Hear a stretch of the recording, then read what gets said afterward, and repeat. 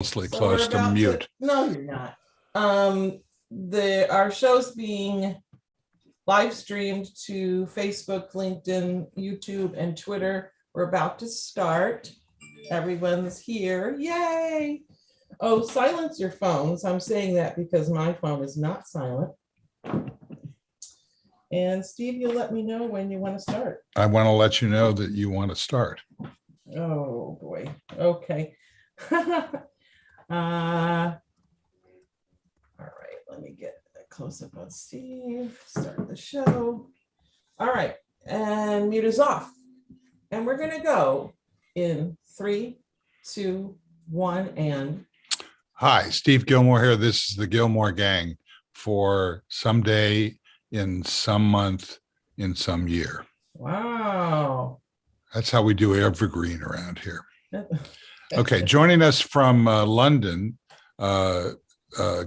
with blur mode on is Frank Radis.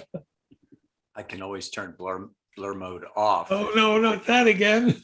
or I could put us into space, the final frontier, but that's up to you. Okay, I'm done. Joining us in the Seattle, Washington area is the always correct, no more of that, please. No more. It's boring. It's Michael Markman. Hello. I can't turn my blur off. It's fixed. My blur is fixed. Yeah, my blur mode is that's what she right said. Here. And we got enough of that? Yeah. Okay, great. Joining us from Palo Alto, California is Keith Tier. It's a great pleasure to be back on the gang on a Sunday in the afternoon almost. Woo. And from the state of Atlanta, Georgia, the state of which is blurry and a lot of political upheaval, correct? That's Brent Leary. Yes, that is. How's that going down there in terms of the political situation? It is what it is. And joining us from the state of the Commonwealth of Massachusetts is Dennis Pombriant. Oh, hi, Steve. I don't have blur mode, but a lot of fog's about to come out of my mouth. Okay, well, get started. Oh. Be great if I could fog this camera lens, but I don't think. No, seriously, get started. Oh yeah. Okay. Let's hear some of that fog that you're talking. Some of that fog. How about that Vladimir Putin guy? How about that almost war he wants to have? What do you think is going to happen after the Olympics? Is it going to just mysteriously evaporate, or is it going to go back into crisis mode? Inquiring minds want to know. Okay, let's have a snap poll. Yes or no on an actual invasion. Invasion, raise your hand. Tina raises her hand, but she's off camera. So the opposite would be no invasion. Raise your hand, please.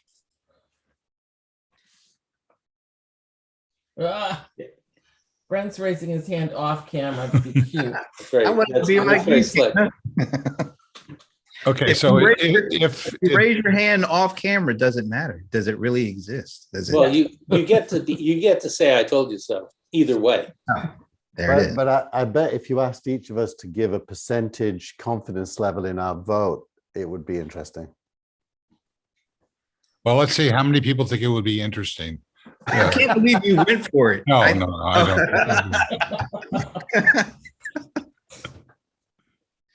Okay, what else? That was it for the fog? How about that political discourse in Washington on January 6th? How about that? I just blew me away. It seems to have it wasn't forgotten, but I've been watching American news, and it was discussed, but it's not like there's any great anti RNC activity going on. It just doesn't feel like it's getting its due. The due. I think it's the due. It's due. The You know what, dog. Frank, I think it's a trailing indicator. I think the real indicator is what I saw in the paper today. I think David Brooks' column, which I put in the app, indicated that evangelicals are sort of like abandoning their churches because they don't like the way their churches have become politicized. I think what we're about to see is that the secular arm of the GOP, the real rabble rousers, are going to look behind them and find they have no followers. Well, I think that's definitely true, but I think there's also something else going on, which is I think the disaffection with politics driven by frustration with the nothingness that comes out of DC is leading most people to become apolitical and not leaning in. And what you've got is a minority of people who are fiercely debating things in a very partisan way, but most people couldn't give two hoots. And so the 6th of January stuff just doesn't impact people's life in any meaningful way for them to have an opinion about it. Well, it's impacting. It's interesting that you say there's nothingness coming out of DC, because we had in the beginning of last year 2 huge stimulus packages. Yeah. One was an infrastructure bill, and one was the coronavirus rescue package, and they were huge infusions of cash into the economy and into people's lives, and somehow we've lost our memory of that. No, Well, and then the jobs number came back pretty Right. good number. I don't know if you saw the clips of the people on Fox News salivating over the expectations of weak jobs numbers. Yeah. Up until which the very didn't moment happen. that the announcement came out, and then suddenly they lost interest in the jobs numbers. Yeah. I think you're right, Michael. I agree with that, but I think that's the inside baseball view. I don't think most people are plugged into what you just described. What you described is accurate, and if we analyze it, it's definitely true. But I think we're underestimating the extent to which there's a huge detachment between political life and normal life. Well, I agree with disagree that. with that. I disagree with that. Here's why. There are 5 news networks covering this around the clock, and they've lost a tremendous amount of viewership, but it'll come back in the midterms. That's the point. It's cyclical and seasonal. Campaigns heat up and campaigns cool down. That's correct. So the other thing that I think is really significant is that my favorite politician at the moment is Pence. Huh. I mean, what's that about? Not Liz Cheney. No, Liz Cheney is a constant given, and she's been driving that. The January 6th committee, by getting Mark Short and the other guy on that team to testify under oath, have forced Pence out of his denial. Good. Clause. I was completely floored by Donald Trump's reaction. Just floored. How Well, so? I think one of the things that's going on is Not. that he is becoming more and more desperate and panicked, and the RNC is basically his cabal. So I think that there's some erosion in the Trump world, but what's left is getting more and more concentrated and more virulent. Well, I don't know how Yeah. much more virulent it has to get. Well, keep in mind also, we'll see how much more live political public discourse takes to the streets behind guns. I couldn't hear you, Dennis. I'm wondering, Michael, do you have a delay in your ability to hear us? I have no idea.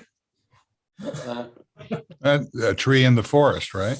Yeah, I mean, it's frequent. It's frequent that 2 people will start talking, you being one of them, and you won't hear the other person or something. But I couldn't hear you, Dennis, because Okay. Michael. Well, all I was going to mention is that there's another shoe that's going to drop, and that the January 6th committee is already advertising the fact they're going to have public hearings. They've interviewed over 400 people. They've got a lot of really good dirt. And there was another article recently that said they've organized themselves as if they were prosecutors, so that they're developing evidence that they expect to hand over to the Justice Department with a tidy bow on it. So stay tuned. This is going to be interesting. They have recently said they're pushing off the public hearings. We heard February, then we heard March. Now it is probably going to be May before they come out, which will be very close to the election and may have some influence on that. Funny how that works. Yeah. Yeah. What about those emails? What up? There's a great Jethro Tull album called Living in the Past. It's the one with a purple cover, I think. And this morning on Meet the Press, they had Pence's chief of staff criticizing the GOP for focusing on the past and not focusing on what it stands for in the future. And I think this other shoe dropping is we're going to find ourselves living in the past for the next 12 months. And I think November is going to be fought on the past. And I don't think that's a good thing. I don't think that turns out well. And so I'm not as optimistic or as confident as you are, Dennis, or you, Michael, that these things translate into the mass vote. I would like them to. I want to agree with you, but I fear that it won't. Well, I think there's a fairly easy pivot. You know, what's past is prologue, and the campaign will be based on, do you trust these people to be in charge next time? So, you know, the past isn't just the past. The past is always with us. Yeah, but it can't the Civil be War the whole. still with us. It can't be the whole narrative. I mean, Ukraine has the potential to become the narrative quite quickly as well. In the same way. In the same way. We just voted 6-0, basically. Yeah, and people won't care about that anyway, unless American soldiers in large numbers get sent there. What if? Well, let's start with the likelihood that is. Well, let's not filibuster on this, Keith. I get your point that you think that it's not going to turn out well, and I think others here think it might turn out better than that. Yeah. My personal opinion is that if the pandemic is reasonably controlled on election day, that the Democrats will win. Well, there's certainly a lot more people talking about the Democrats having momentum right now than there was 2 months ago. If the past is prologue, then the Republicans take all the seats that they're after in the midterms. If what we're hearing now that there's some movement, maybe that won't happen, which means the past is the past. Oh, come on. I was hoping you were going to say past is prologue. Because I did say that I know, and I was really hoping you would say it again, because that would have made the fourth time past is prologue had been said today. And I had now you just said it twice. Mine doesn't count. Okay. Like pointing out a sneak peek guarantees you won't get a sneak peek. So me saying past is prologue, I was just trying to get the over under set, and I think we're already on the over side. Brent, are you developing a drinking game for your party for the Super Bowl? No comment, Dennis. Over. Ooh, that was sharp. By the way, Brent, no frames in between one guy and the other guy. Let me ask you a question, by the way. Congratulations. Frank is wiggling something. Yeah, that's all right. That's right. Congratulations, Brent, on your heroes being in the Super Bowl. Yay! Woo! Yeah. Oh, Frank, what was that you were holding up? I was just going to say, Brent, you're watching me on my new MacBook Pro, which took me 72 72 hours to set up. So I'm just telling you now, be ready. You have joined the family, Frank. 72 Keith hours. has his too, right? So we're all. The migration from my other MacBook Pro to my new MacBook Pro, literally 72 hours later, and it still hadn't moved. It takes an hour to actually do the thing, and then it's 71 hours to figure out whether it worked. Well, I found out the next day that it had actually worked, and it didn't say that it was working, which I found to be really odd. But anyway, are you using yours now, Brent, or have you gotten it yet? Oh yeah, no. Oh, I got mine in November. So me and Keith both took part in Apple getting 123 billion in revenue last quarter. You guys, yes, I'm very happy with mine. I'm sorry that I changed the subject, but I actually wanted to say something about what you said a few minutes ago about not being able to talk. That if Michael was on a delay, one of the interesting things that Ted Koppel used to do with the IFB was in an effort to get guests to stop talking, he would interrupt, which makes people immediately stop talking. And that's how he was able to control the conversation. However, on our show, that doesn't work.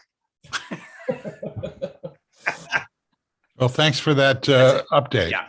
And anyway, that may be actually a good sneak peek. I'm just saying. Yeah, good luck on that. There's only one arbiter of sneak peeks, and it is not me. Yeah. Can she be bought? Can she be bribed? Bought, bribed, Bribe? Oh yeah. cajoled. I'm all about the bribe. So I saw an opportunity to talk about technology for a second, and then I thought better of it. But just continue talking, and I'll remember what I was about to interrupt with. Well, Let's talk about CNN. Someone this morning on t.me/Gillmor gang. Nice way to put that in there, Keith. Yeah, somebody on t.me/Gillmor gang posted what I consider to be a really, really good article by Jessica Lessin about Apple, Facebook, and Google. Yes, that was. Thank you, Keith. That is what I was going to switch to. I think that $126 billion or whatever it was that Brent referenced about Apple's profits in the last quarter. They apparently have used a considerable amount of that to destroy or overturn the duopoly crisis that we have been facing between Facebook and Google. Well, I think that you're putting cause and effect in the wrong order. I think it's their influence in overturning the duopoly that helped them earn all that money. Apple made a bet on privacy as part of their brand promise, and people have responded to it. There are all kinds of privacy options available to people if they want to fiddle about and get into their preferences and set them. But for the most part, they're off by default. And what Apple decided to do was turn them on by default and force people to opt out of that instead of opting out of no privacy. Yeah. No, I think that's right. That is exactly what. I don't know about, you've probably got an inside view of this, Michael, but I suspect Apple's only agenda was about the consumer and Apple, and the rest is a consequence. I doubt anybody said, let's kill Facebook's targeting ability. I agree with that. Yeah. I agree. I posted this article not only to the app, but also on my Facebook feed, and an ex-Googler complained about Apple killing advertising, not only for Facebook and Google, but for all of the small businesses that depend upon Facebook and Google to reach their customers. And he was saying we shouldn't put a halo around Apple. And my response is there is no halo here. It's a business decision that Apple made. But Jessica Lessin's article does not suggest that Google has been harmed by Apple's moves. In fact, to the contrary, they are protected with a sweetheart deal about the browser and the search engine between the two companies. So they have more to gain from keeping each other whole. And the numbers, apparently, according to that article and others, suggest that Google is doing quite well. Thank you. It's a really good insight into Silicon Valley, because if you think about how angry Steve Jobs was with Eric Schmidt when Google announced it was going to do Android, and it basically broke their relationship, and I think board membership got taken away and things like that. Yet at the very same time, and since then, Apple has done a deal to allow the Google search engine to be built in as the default on iOS, and has been paid by Google apparently 10 billion a year now for that. You know, my life in the Valley has been all about seeing people who hate each other in one context do business with each other in another context. And that Google-Apple partnership, in a way, that's a duopoly, because they own 100% of every smartphone in the world between the two of them. And Facebook, a decade ago, I think people used to use the word co-opetition. Yeah. To talk about this love-hate embrace that competitors have. Yeah, and then Facebook, you know, it really helps understand why Zuckerberg, first of all, he explicitly pointed out the Apple-Google relationship on his earnings call, which was probably the first time he's ever done that. But secondly, he has to make the metaverse work, even if it's BS, because he can't live inside their world and be a first-class participant. The only way he can be a first-class participant is to own his own world. For that. Yep. Wasn't this the first quarter that they actually net lost daily active users or something like that? Yeah, in the US. Half a million, or what was it? They lost 280 or 250 billion of market What is cap. that? Who's doing that noise? I just want to try and identify it. Oh, that must be me. Somebody must be texting something to me. Okay. They lost 10 billion in revenue from that 250 billion in market cap was the result of 10 billion in revenue. So it's roughly 25x, which is about right. That's roughly what people trade at as a multiple of revenue. Interesting that Zuckerberg lost 29 billion personally, which is about the same as what Apple made. That said, Lessin's article makes the point that you're still talking about the largest gathering of human beings ever for anything in the entire history of the human race. So one has to be relative about this. It's true. I mean, Facebook is still an enormously valuable property, but share price reflects people's future expectations. Yeah. Well, the But interesting number look- in Jessica Lessin's article for me was Brent, the 32 billion in advertising that Yes. Amazon pulled in. You want to comment on that? Sure. That's a lot of money. Oh, okay. Yeah. Okay. Good. That's why you get the big bucks, right? Yeah, sure. That's why. Yeah, that stood out. We pointed that one out on Watching Amazon this week because it was like the first time that they had actually broken out advertising. We've all been speculating, and we kind of knew it was growing at a pretty significant level, but I think it kind of passed everybody's expectations, considering the Apple privacy update had no effect on Amazon's digital ad platform, where it's cratering everybody else's.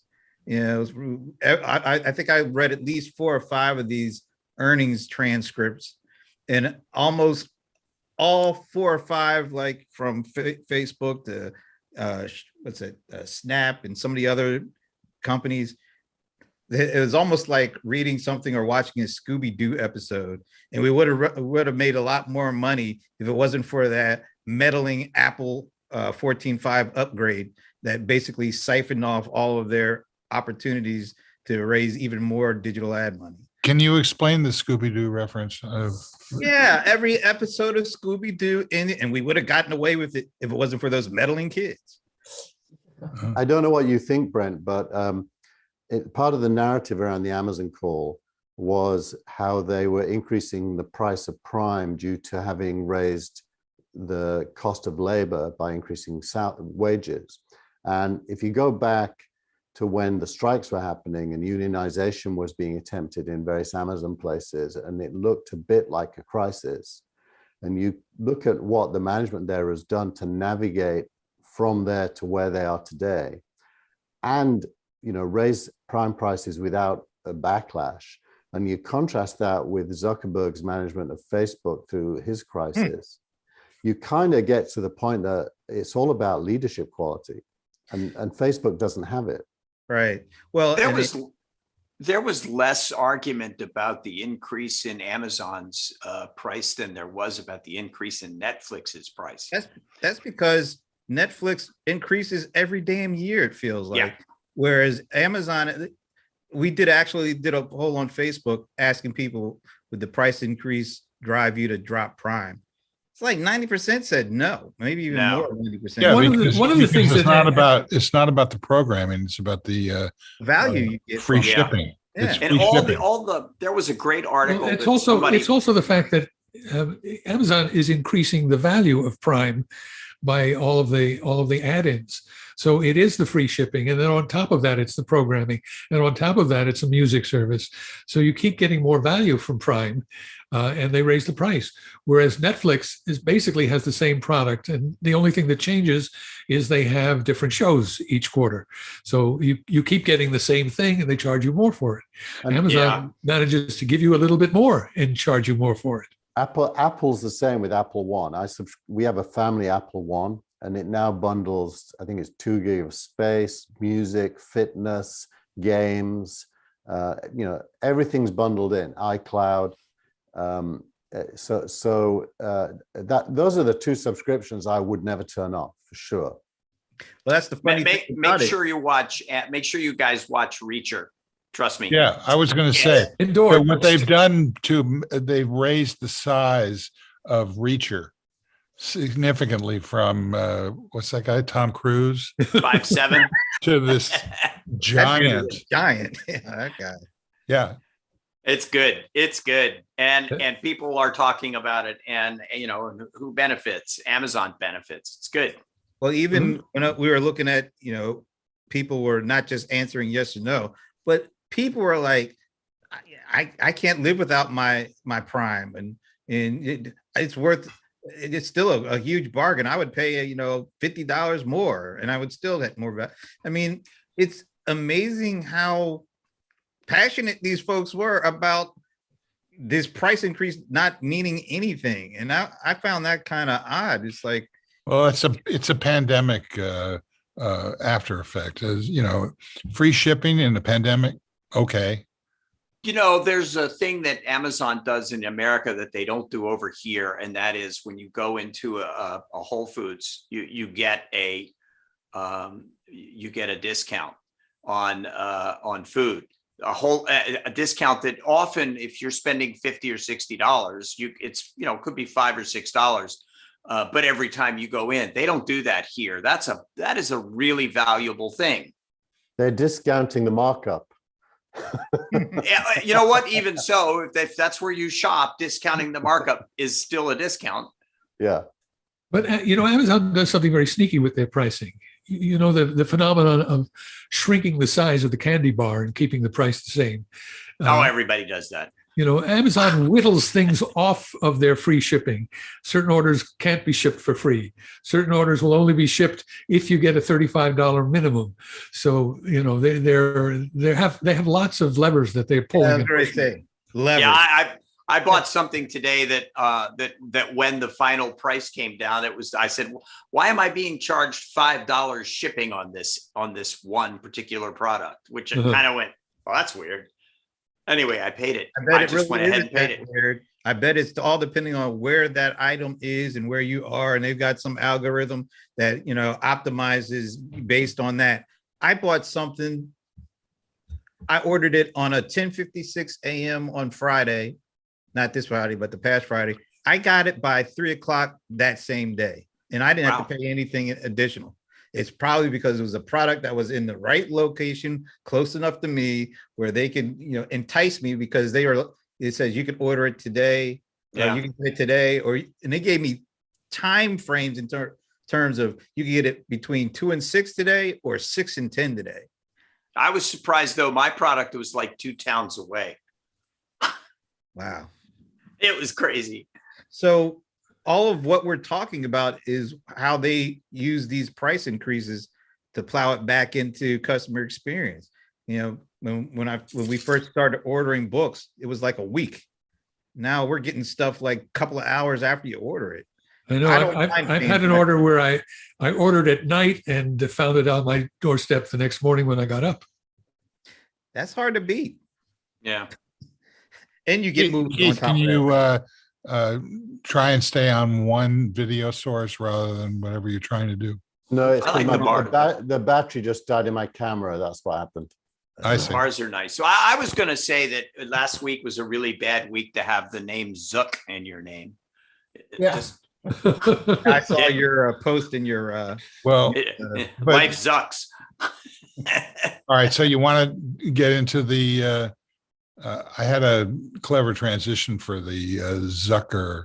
Do it. No, I said I had one. Well, you could still do it. You've been Okay, aced. well, we'll still laugh. remind me of what I was going to say. I have no idea. You said it was clever. Exactly. I said I had. Yeah. I've spoken with a whole lot of people in the last few days since the announcement that Jeff Zucker. Zucker. Zucker was leaving CNN.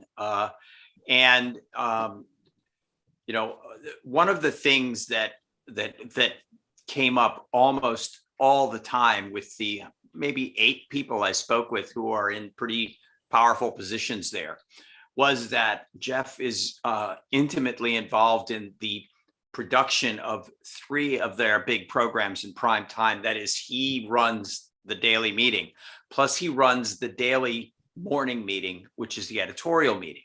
So it's not that he's a president who sits, in his throne and oversees from afar. He is actually intimately involved in the decision making and the direction of, whether you like it or not, of what CNN has become. Plus, he's been the driving force of CNN Plus, so that's going to be a really big deal. We've talked a little bit about it in the last couple of shows. So a lot of people, regardless of what the reason is, whether it was that sort of really poorly kept secret of some clandestine relationship, which ended up not being so clandestine, regardless of that, this guy's going to be missed as a sort of a producer mind, which is something that no one other than, say, Andy Lack at NBC, that's at one point 10 or 12 years ago, ever tried to do. And I think that, for that reason, I think he'll really be sorely missed. I know Zaslav's point about this because a friend of mine spoke with him yesterday. Who is okay? So Zaslav? David Zaslav is the CEO of Discovery. So if you talk about the Discovery Warner Brothers, or as I like to call it, Disco Bros. Disco Bros. Disco Bros. What he said was, he can't have anything to do with it. Didn't have anything to do with it. They haven't finished the merger yet, but it's a terrible thing. Cats. Cats are a good So thing. why did it happen? Well,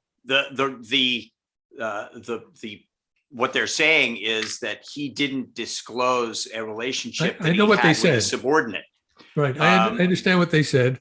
Well, there's is a lot that of talk. it? I mean, can we take them at face value, or what really happened is what I'm asking. I don't know exactly, but I can tell you that it feels like there was some really bad blood between Jason Kilar, who is an big executive at Warner Brothers, and Jeff. There always has been. And then there was also some discussion that the biggest shareholder of Discovery, a guy named John Malone, who basically started cable, also had a problem. those two things together makes me think that there's way more to it than just him not disclosing a relationship that almost everyone in the industry knew about. Yeah, So- it seems to be the case. Most people are saying, I mean, the question is why and why now? You know, Yeah. why did it suddenly happen? What was wrong with the relationship? Was it, aside from bad taste, if there was any of that, but what's the actual misdemeanor? The actual thing is that there was a corporate policy that said you must disclose a relationship of that sort. So With a subordinate, the relationship may or may not have been wrong. That's not the point. The relationship may or may not have been long going and well known, but it wasn't officially disclosed. It seems to be fairly well out in the open. It wasn't a secret. Yeah. But he didn't sign who was he it didn't that- he didn't make a declaration. I'm having this relationship. Now, So John well- Malone was the one who said that you absolutely must follow to the letter of the law. That is the letter of the corporate policy.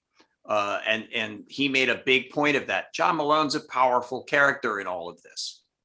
So I think and Frank, who reacted? Because I don't know the sequence of events. How did this go from being a well-known relationship that was undisclosed to being a cause of being fired because it was undisclosed? Who reacted? Who pushed because the button? it came out in depositions during the course of the investigation of the Cuomo story. Now, interestingly enough, the woman involved in the relationship used to work for Governor Cuomo before she went back to CNN. This story feels more and more like a soap opera. Every single day, something comes up that makes me go, oh.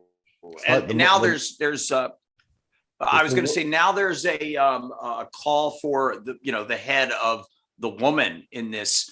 And my sense is, I know her very well. I actually know many of these players really well. I think the optics for her are terrible, especially for people who really don't know her very well. Not her direct reports, but other people in the thousands of people who work for CNN, who might be looking at, especially if you're a young woman, who might be looking at this and being concerned that there was a quid pro quo, and that her career was enhanced by this relationship. Whether it's true or not, it's an optical thing. I think, yeah, you're probably right about that. But I tend to think that in business, there's quid pro quos all the time due to relationships that fall short of sexual. Just because you like someone or hang out with them, you're inclined to do things or use them in various circumstances. I can't tell you how many people I go back to when I do a new startup that worked in an old startup because I know them and I like them. So a relationship with a small r always has quid pro quos that are unspoken and not conspiratorial. That it's just normal business. And consequently, the employees in the Washington bureau, for example, said all of those things in defense of the two characters, the two main players here. That is Jeff and Allison, who was the, I don't mind mentioning her name because it's certainly been reported, who was the CMO and EVP, basically making her the number two. I can tell you that the three people that have been put in temporary charge, all of whom I also know, are very competent. So Michael Bass, who is would be the Uber producer, was Jeff's number two at the Today Show for a dozen years.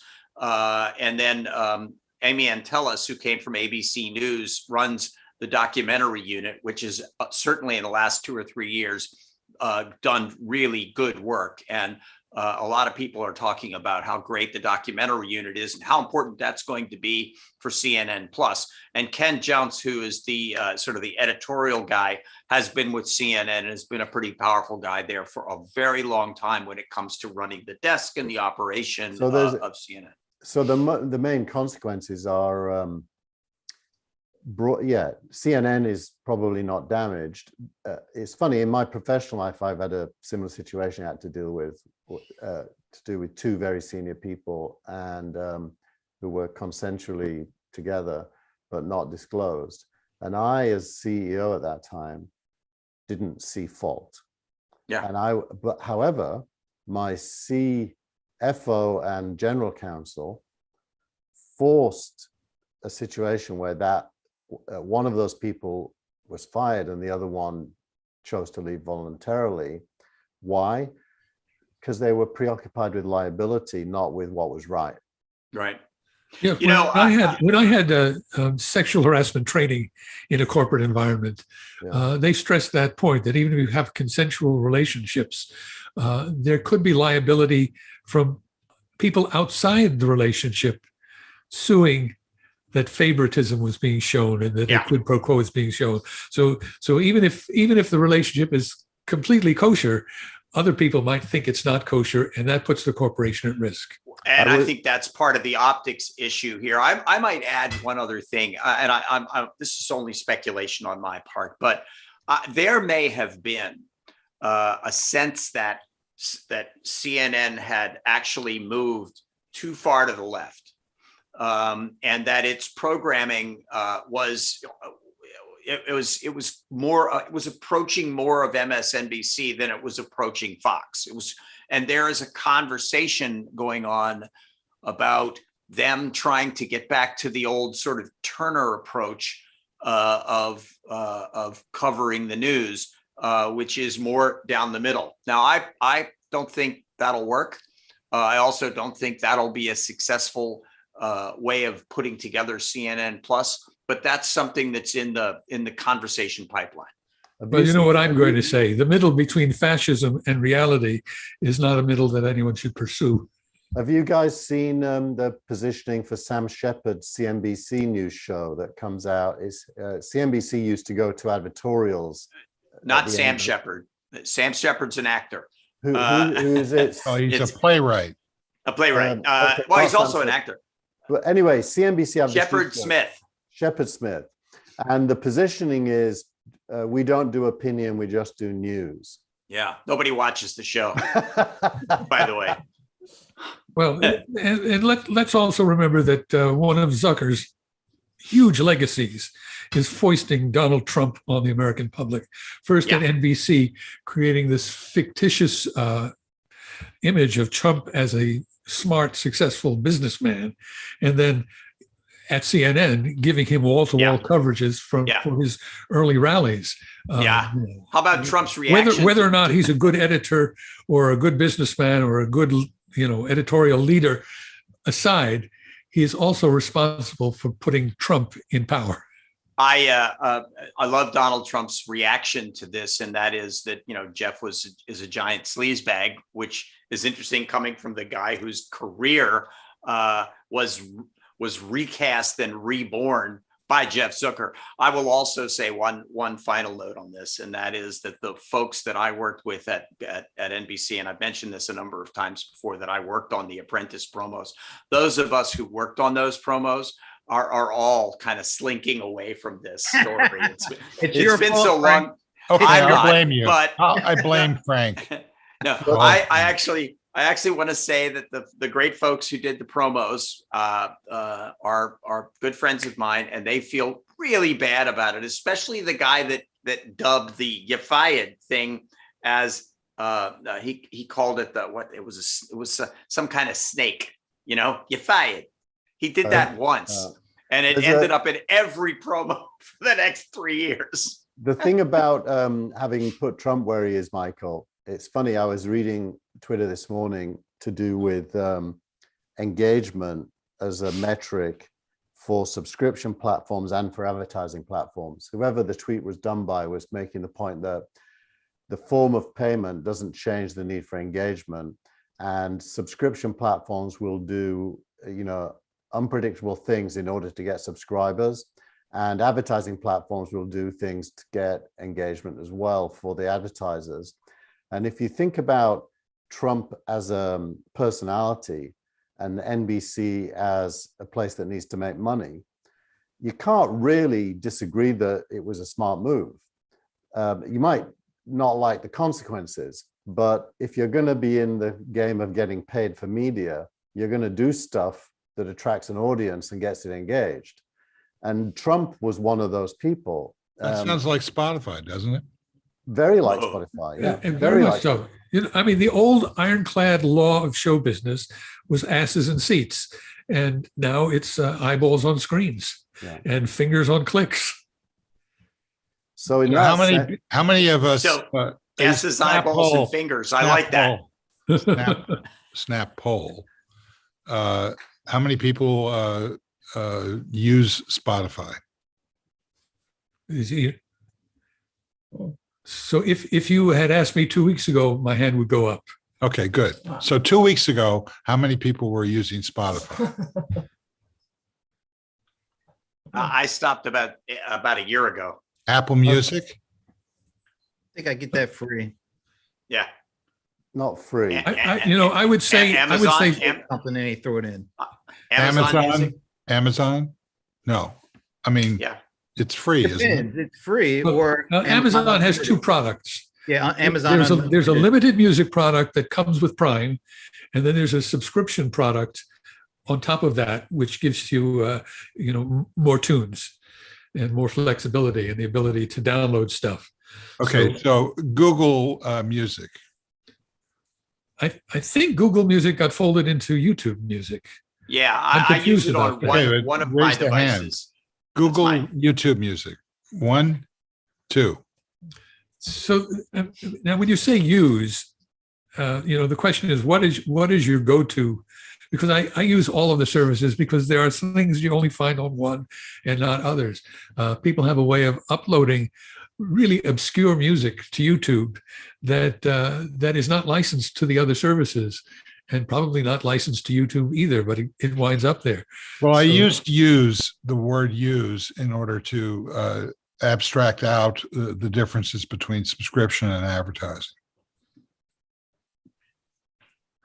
Okay. I think you pay with metadata for advertising, and you pay with cash or a bundle for Yeah.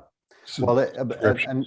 and just to weave in a little bit of our prior conversation, that metadata is now only available from your own service. So Google's deal with Apple gives it metadata across 100% of iPhone and Android users, whereas Facebook only gets metadata when you use its app directly, not via third-party cookies. So the metadata wars is really what's underneath this duopoly breakdown. So isn't metadata still available regardless of whether it's an AVOD or an SVOD? It depends what metadata. So we haven't discussed it much on the show, but Google announced Google Topics a couple of weeks ago. I think we mentioned it in a show. Yeah, after Flock went down in flames. Flock was going to get blocked because it included third-party information. So basically what's happened Appropriate is, name. so Google has acknowledged that it's only going to get the metadata that it owns due to you using its service, which is basically Google search mostly, but there's other services as well. And that wholly owned metadata reach becomes the most important KPI for a media company. And New York Times buying Wordle is part of that, by the way. New York Times wants to own metadata. And so if you don't have your own data lake of metadata, you can't target. And Google's Topics is an admission that it can't target, because Topics is a really poor targeting mechanism. It's way poorer than what they used to do before. They're going to hand code top-down topics and figure out which ones you fit into and change it over time based on your behavior across their platform. And an advertiser is only going to be able to target a topic, which is not the same as targeting an individual. So it's on the one hand, it's shrinkage of metadata. On the other hand, it's less precision in metadata. And that will lead to poor targeting, which will lead to very bad advertising experiences or worse advertising experiences. We don't want that. No, well, it's But already done. where shrinkage is the enemy, right? Always has been. It took 3 shows to get that one in. But you're right, Steve. It's all about metadata, and even subscriptions. Paying he who shall be unnamed $100 million to be on your subscription platform probably pays off in the metadata that you garner from all the subscribers. I think it's 11 million subscribers that listen. So it doesn't matter whether you're subscription based or advertising based. You have the same set of goals. Yep. Well, Yeah. and So it's a combination of getting the data and also getting the people. One of the things that, the New York Times has a pretty robust little puzzle collection that has word games and letter games and crossword games, and it's all behind their paywall. So Wordle, which will not be behind the paywall, becomes a lost leader for them and becomes a lure. If Wordle has an audience that the New York Times isn't currently reaching, it's a way for the Times to bring new people to their site and perhaps entice them with a subscription. One of the most interesting things that I saw this past week was a 9 to 5 Mac. Is that the name of the site? Yeah. Yes. yeah. Yeah. Article about something that's coming from Twitter, which is called Twitter articles. And embedded in that discussion was the suggestion that it might be housed as behind the paywall as a bundle with Twitter Blue, which is I believe right now at $4 a month or something like that.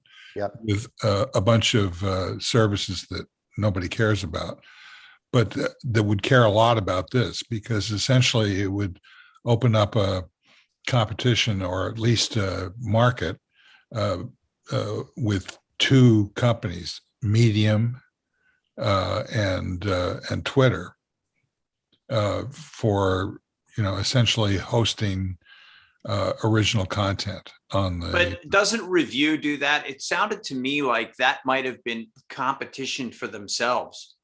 Well, that's Keith's opinion is that it's going to go. I mean, I hate to say what I know you say about this, Keith, but you might want to say it yourself. No, you say it, because I'm not. I'm losing the context here. The context of the impedance mismatch between Twitter articles and the current review rules of Twitter Review. Well, so Twitter Review is clearly a newsletter subscription product. I use it for That Was the Week, and Steve uses it for the Gillmor Gang. And so it's a newsletter subscription product, and it can be free or paid. I just got a $90 subscription from my old friend Ed Bennett, who used to run MTV. You might know Ed Bennett, Frank. So Yep. He just paid $90 a month to me on Review, and Nice. Ed has been getting my newsletter for free, but he's decided he wants to pay, which is great. And Review does all of that, and it's embedded in my Twitter gravestone at the top, whatever they call those things, and it's pretty integrated. Twitter articles is going to allow you to write an article that your Twitter followers will see, with, we assume, no length limits, but maybe there'll be some. And so from a communications point of view, there might be equivalents, as in, where are you going to write, Twitter articles or Review? But they won't cross over in terms of newsletter subscriptions and managing lists of subscribers and that kind of stuff. Well, and the analytics. Analytics. Yeah. So Yeah, but your concern, as you expressed it to me, is that one would overtake the other, and essentially we might lose Twitter Review services because they concentrate on articles. I don't personally agree with this. I think that the marketplace, and particularly Medium's place, and Medium has no word count restrictions of any kind. Yeah. So I would be surprised if Twitter decided to compete with them and immediately lose the argument. So I think it's, Substack and Twitter Review are the direct competition there. And I think that's going to sustain both of those products quite well. Well, on main Twitter now, you find a lot of people will post threads. They will link together a series of 3 to 27 or 30 tweets to create an article. I think that sucks. And I think to some extent, Twitter is just responding to how people are using the service. I think it sucks that technique. And in terms of newsletters, newsletters are broadening their appeal into a somewhat direct competition with existing news sites. Look, I think that's what's really, it's been interesting on the Telegram feed. There's been a series of articles, starting with most recently a long article by an Englishman about the Beatles, Get Back, which is, as Michael, you pointed out, easily the best analysis of the Get Back series. And it's just phenomenal. That's a Substack artist, if you will.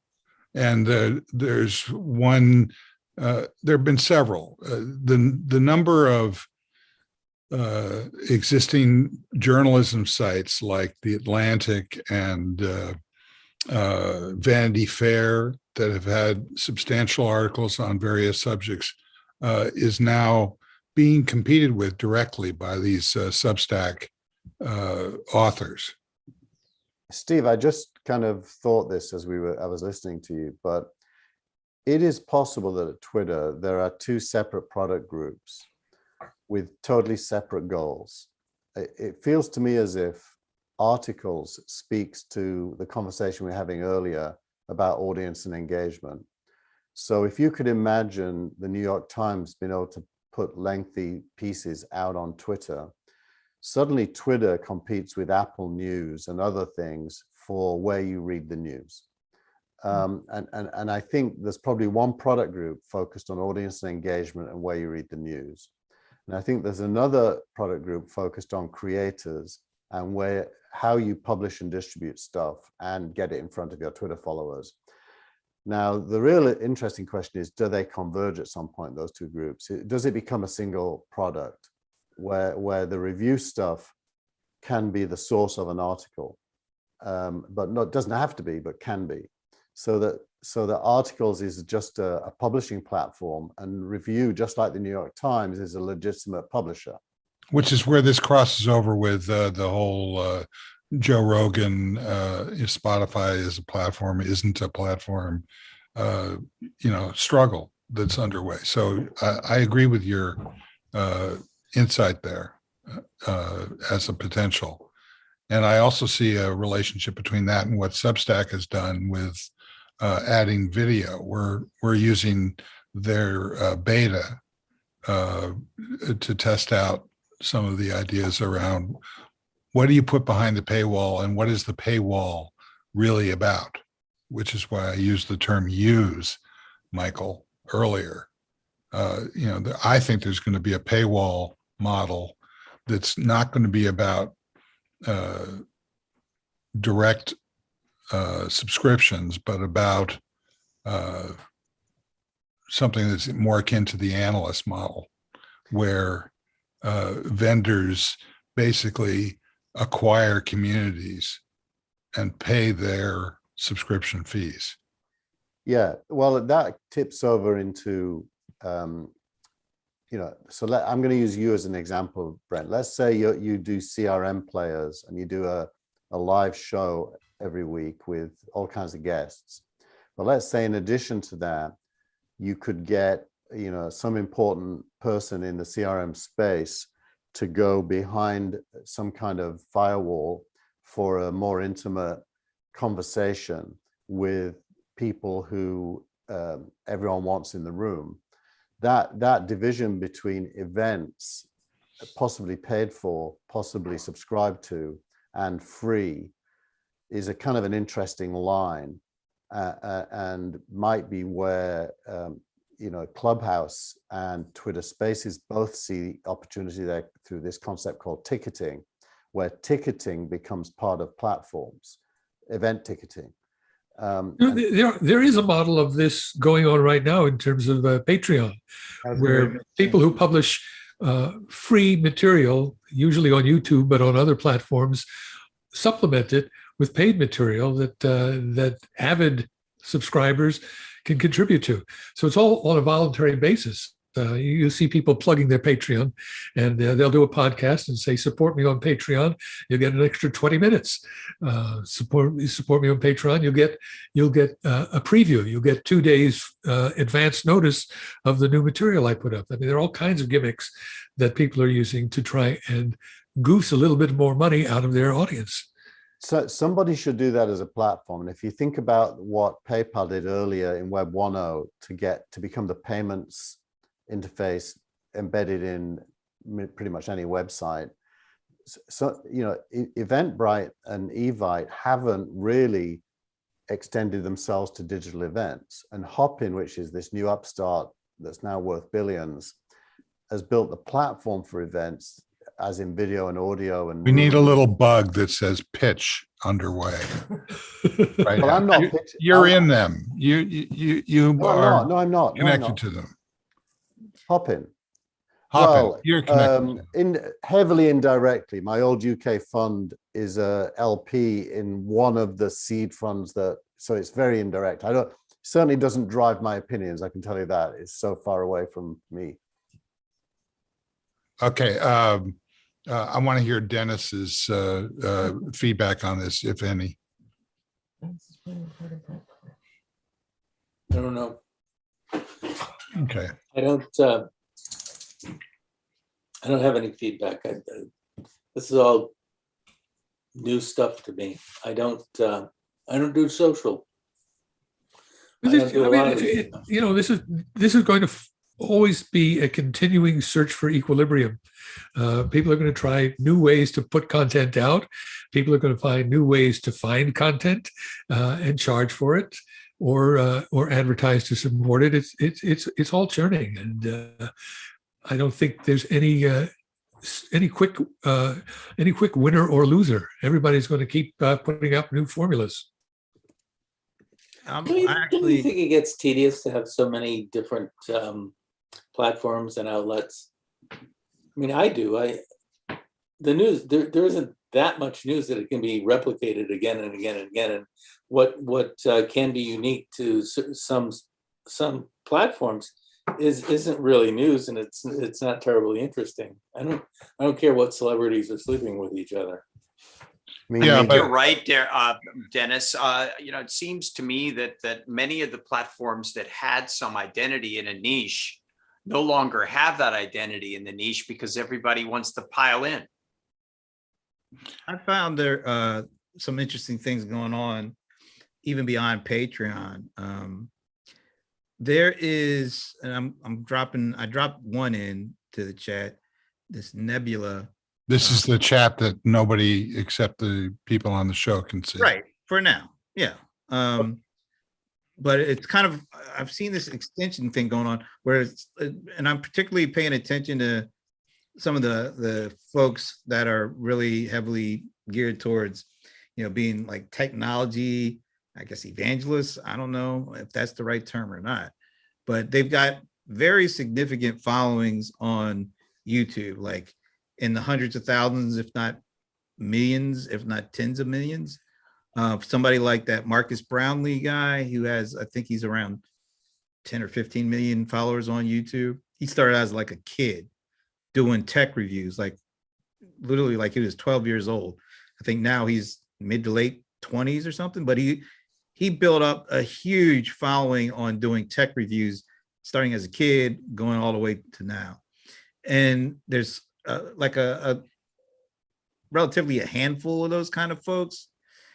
And I've seen that they've started doing things and working in conjunction with this Curiosity Stream. I don't know how many are familiar with those guys, but it's like a content site that's almost sort of like for Discovery Network kind of folks, or very much into science and tech and history, and so these kinds of folks apparently have been, I guess, recruited to do a whole, as Michael was saying, a whole deeper level of content that goes beyond what they do on YouTube. And that's like a combination of Curiosity Stream they use in that Nebula app to kind of monetize this opportunity to get a slim percentage of the folks that follow them on YouTube for free into more of a stickier, deeper level of engagement that they're paying not just for them, but it's like a group of these folks that Curiosity Stream have brought together, and they're each offering like this deep discounted membership on Curiosity Stream that not only gets the deeper content from that individual, but it gets them access to all the stuff on Curiosity Stream. And I've just been watching this for a while and seeing how it works. And it seems to be, at least from a way to set apart, the traditional content creator you see yelling, subscribe to my Patreon all the time, to now it's sort of like using Curiosity Stream. And these guys have like a TV channel, or at least a stream on like Fire TV and things like that. It kind of sets them apart. It gives them a way to say, don't just look at me, but here I'm a part of this, like this broadcast that you can now get even not only deeper content from me, but you get it from a broader spectrum of folks as well. Some of you who you already know, but some of them you don't. And it seems like that's kind of I'm looking to see if that's the kind of model that may actually transfer into the more enterprisey, kind of space, because it's that sounds to me very close to the Spotify model with Joe Rogan. Maybe. I mean, you recruit somebody with a big audience to build your own platform, and people have been fishing in YouTube for a long time, for over a decade. You find a YouTube with a big following, and you send them an email and say, "Hey, join me in doing this." Some of them succeed, some of them have been flashes in the pan, and some of them are still around. Yeah, I would remind you that TechCrunch was basically it's a website, and it was it grew out of one author, Mike Arrington, basically capturing the zeitgeist of what was going on ultimately at the enterprise level, and built it into a huge property with attendant events and so on. So I think that we're seeing on this platform, which may, to Dennis's point, be right now cluttered with various platforms trying to get into it. It's going to grow from there to the emergence of some breakout ideas and brands that are going to be significant. I mean, isn't that behind this Web3 argument between Andreessen Horowitz and the rest of what's left of Jack Dorsey's business? They're struggling to incorporate the energy, if not the reality of crypto, because it's going to have an impact, just largely due, as I think Keith has made the case, due to a large amount of money that's floating through the system. Regardless of whether there's a there, it's going to have an impact. I just posted a link that also people on the show can only see if Tina makes it a lower third later. But This is to an Andreessen Horowitz article from yesterday, written by a fantastic member of their team. she focuses on go-to-market for Web3. She's called Maggie HSU. I don't know how you pronounce that. Maggie Sue. And it's a very long piece about how different marketing is for a Web3 company versus a Web2 or a Web1 company, and where the crossover is. It unravels a lot of what the arguments are between all the different players without getting into the argument. It kind of lays out the landscape that we're looking at. Okay, I want to start to wrap this up by starting the sort of last thoughts for this show. And I'd like to start with Dennis, because we gave you short shrift, unfortunately, to your stuff at the top of the show about the political situation. So is there anything that you want to drill down on? The article that you pointed to in the Times about the event, what's the word for evangelism? Evangelical church. Evangelicalism. Is phenomenal.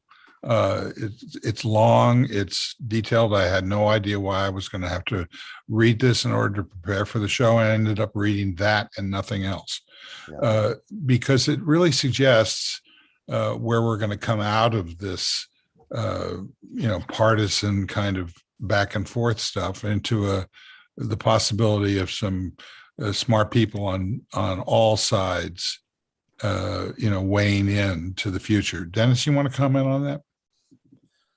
Well, so much to say. I think that and some of the other things I started talking about really point to the fact that we live in very interesting times. We're at multiple inflection points, and the world is going to be different in a few years from what it is now. One of the things that struck me about that article in the Times, and I'll leave you with this thought, is that it seems like a lot of Americans are searching for a moral compass that was basically evaporated with evangelicalism when it became politicized, and that means it's a jump ball. You could see the Democrats coming back with a moral argument for their causes.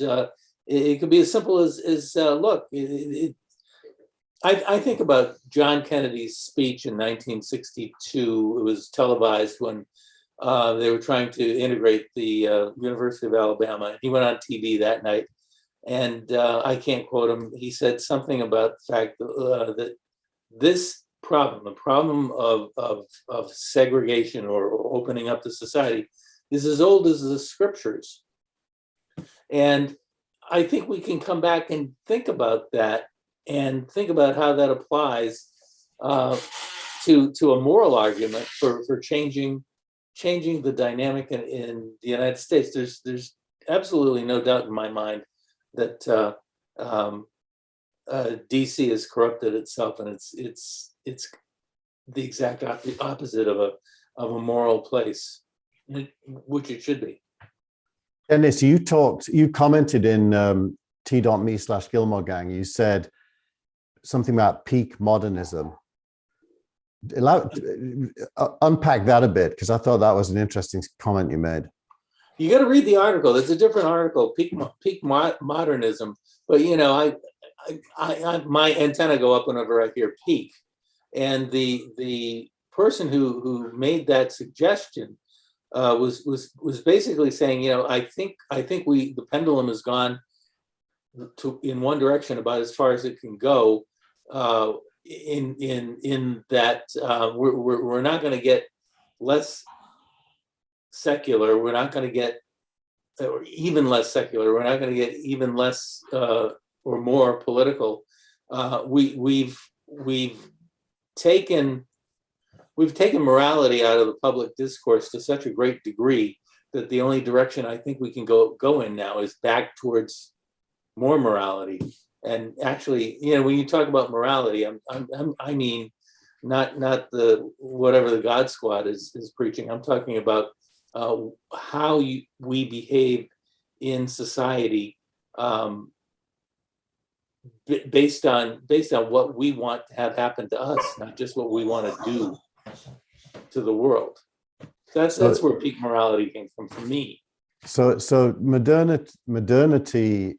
I always think of modernity as intellectually when you're thinking in what's in the literature they call it grand narratives.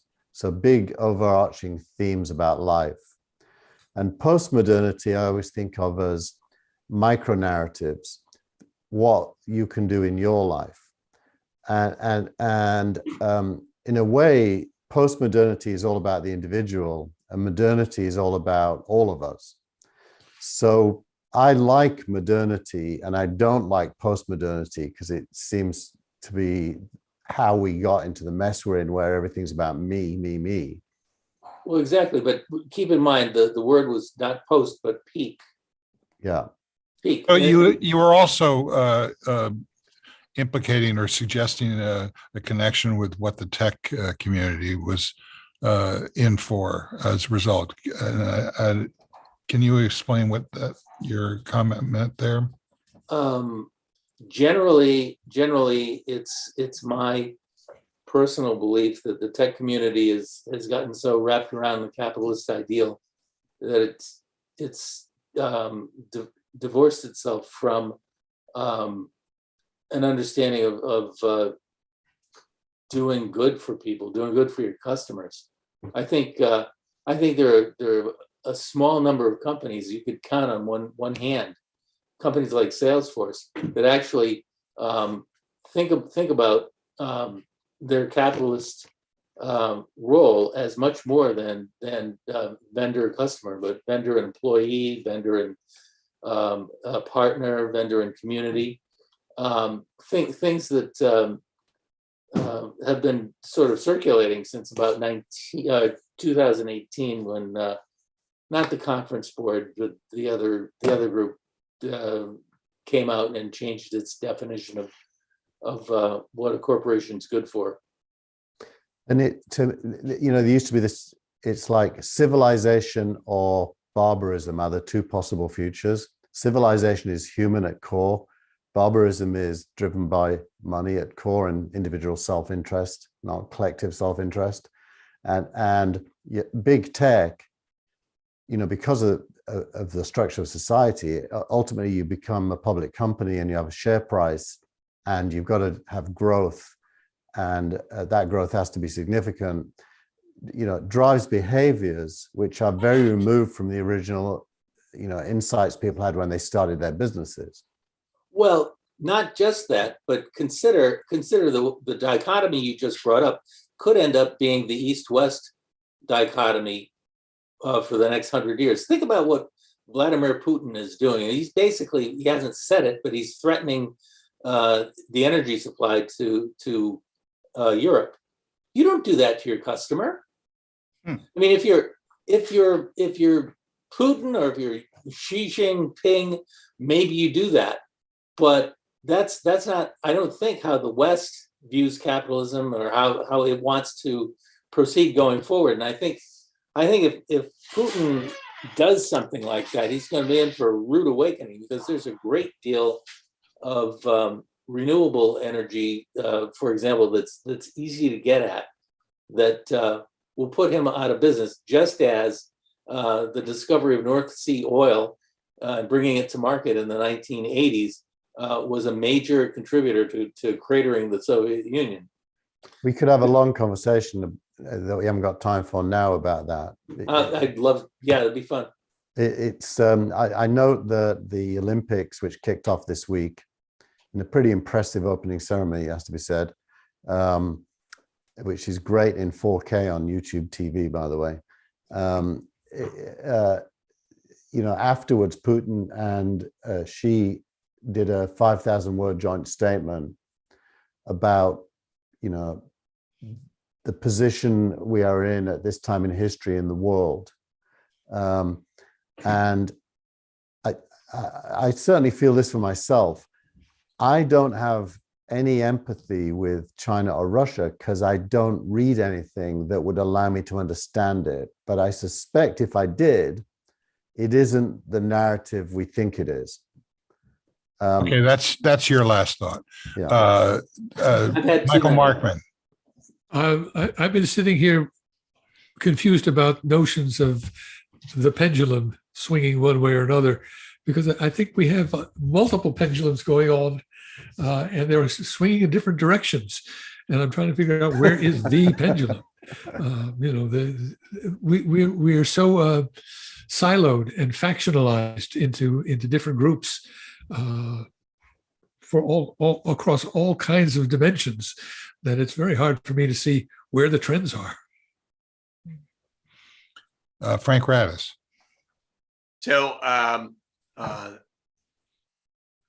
I'm fascinated by the whole evangelical position and what you were talking about, Dennis. I just I think back to the 700 Club and the shows that were on television that sort of seemed to define where the evangelical movement began and where it's come and how important it is in the right-wing zeitgeist. It surprises me on the one hand that it became that powerful. And it also surprises me if I understand what you're saying, because I haven't read that article yet. If I understand what you're saying, that there's some dissolution in that now. And if that's the case, it's just puts me in the same place where Michael is. I don't know where the pendulum is either. I mean, well, the problem with dealing with the evangelicals is that in that movement, as in most any movement, there is a core ideology, and there are also economic needs. And at some point they diverge. And there are elements in the core Christian evangelical ideology which will eventually rebel against the grift that the most powerful and prominent evangelical leaders have established. So it's bound to reach some kind of breaking point and factional point. There's so much grift in, for instance, the GOP right-wing Trump world. It's a fundraising operation. It may have an ideology at the core of it, but it's a way of getting subscriptions. Same thing could be said about the church going back to the Reformation. It's a fundraising operation. And at some point, the ideals which are at the core of the ideology come against the economic reality of people trying to make money out of it. Well, one final thing. Great Awakening. Pardon me? What's that? Google the Great Awakening, the 19th century or late 18th century, 19th century periodic reawakenings of the United States populace to religion. And you might determine that what we're going through right now is just the end of another serial Great Awakening. I mean, there's no question. If you from time to time pay attention to the people who interview folks who go to the Trump rallies, they are sincere and passionate and on fire with the notion that something is being taken from them and they have to fight to get it back, whatever that is. And the people at the core of that operation are very happy to exploit those feelings. Okay, and last but not least, Brent Leary. And when's the Super Bowl again? Next week. So we won't be seeing you for a few days. Is that what you're saying? Yeah. George, I will say this: George Whitfield was featured in something on religion, that Great Awakening. He wasn't one of the leaders of that, Dennis? Name doesn't strike me. I don't know. There were a lot of people. So to your point, which is? I'm just waiting for the Super Bowl at this point.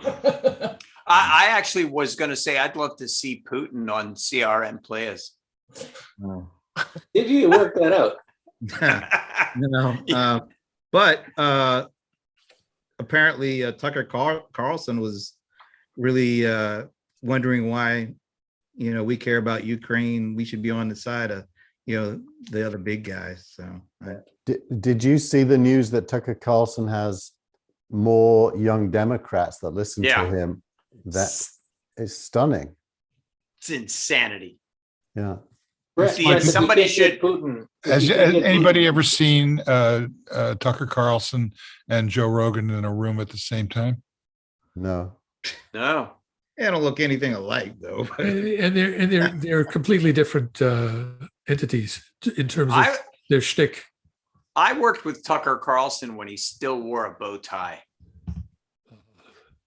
And your point? whatever that means. There is no point to that. I just many moons ago.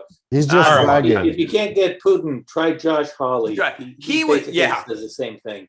listen. That's Tucker Carlson was an entirely different person until he started getting paid a whole lot of money by Fox. I can tell you that. Well, that'll do it. Damn right. Let's hope I rest my case. let's hope none of us ever get paid a lot of money and we stay who we are. Hey, I'm already on the other side of that the to hill, so yourself. it doesn't matter.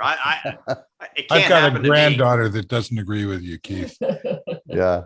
Wow, she's already. I don't even agree with myself. Hey, that's so not wait new. a minute. There's a really good story, Keith, in the Financial Times today about how private equity is dumping a whole lot of money into trying to build up more content in Hollywood for streaming. Makes me wonder where that's going to go and how long they're going to stay in it. Is it serious and all of that? I think that's also something that would require more conversation than we have time for. Well, also it would require having a paid subscription to the FT, which, so when you post articles like that in your newsletter, You can't see it all. you Yeah.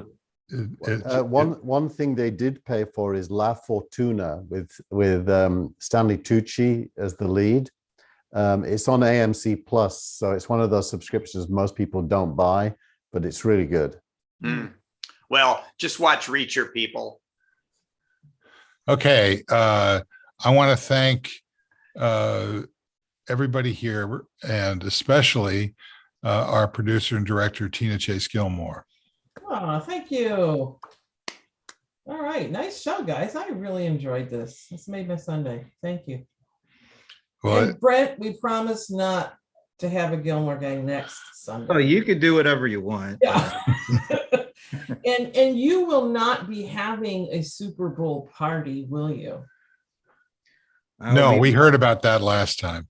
I'll be watching them the way I usually watch a Rams game. Nothing Okay. changes. I think the term "fortress of solitude" comes into Applies. play here. yeah. Well, Yeah. can we put a camera up just to watch you watching? You realize that we've almost got our own network. We've got the media show with Frank, produced daily. We've got, that was the week, once a week with me, because I'm lazy and I'm only going to do it weekly. And we've got the Sunday show. I mean, we only need a couple more and we've got a whole network. We Yeah. need Jonathan Capehart now to be a part of that. Right. Okay. I want to thank Keith Tier. Thanks, Keith. You're welcome. I want to thank Michael Markman, Thank you all. and the same to, what's that guy's name again? He's in London. Oh, he's an American, isn't he? American in London. Frank Radis. Thank you, Frank. Cheers, mate. And deep in his library of art, yet to be realized, is Dennis Pombriant. Always a pleasure. It's like the Van Gogh of CRM. What? I have both my ears. Couldn't hear you. And Brent Leary. Thank you, Brent. Thanks to everybody who showed up, and especially those who didn't. We'll see you again next time. Bye-bye. Bye-bye. Ciao, man.